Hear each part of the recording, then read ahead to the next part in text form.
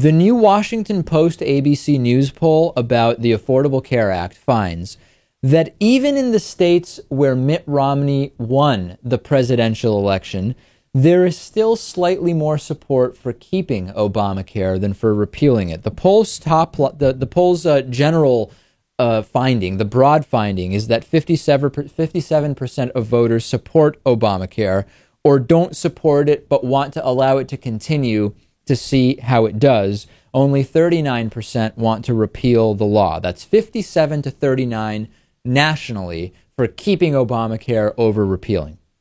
It's insane, by the way, that 39% want to repeal it, but let's skip that for a second. It turns out, though, that when we look at the state-by-state results, there is not a substantial difference on the question when you compare voters from blue states to voters from red states.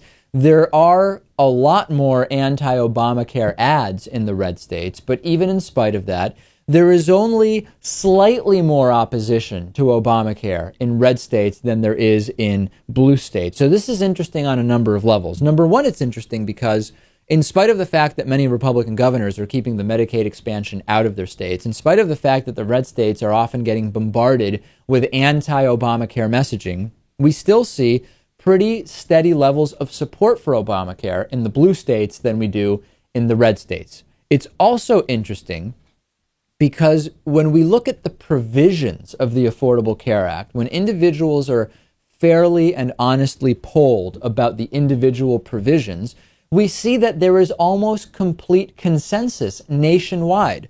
Should the government provide some basic level of care to all Americans, regardless of ability to pay?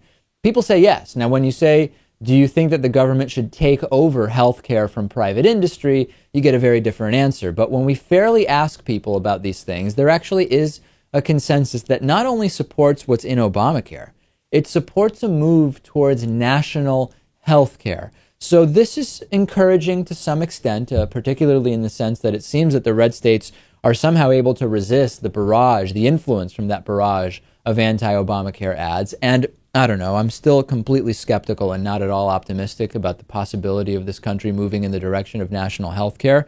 But I'm encouraged by the fact that this poll and the other polls which ask about specific provisions at least are pointing us in the direction that people do deep down know what it is they want and what's right when it comes to health care, even if they're swayed by the language, the wordsmithing, and the politics of it.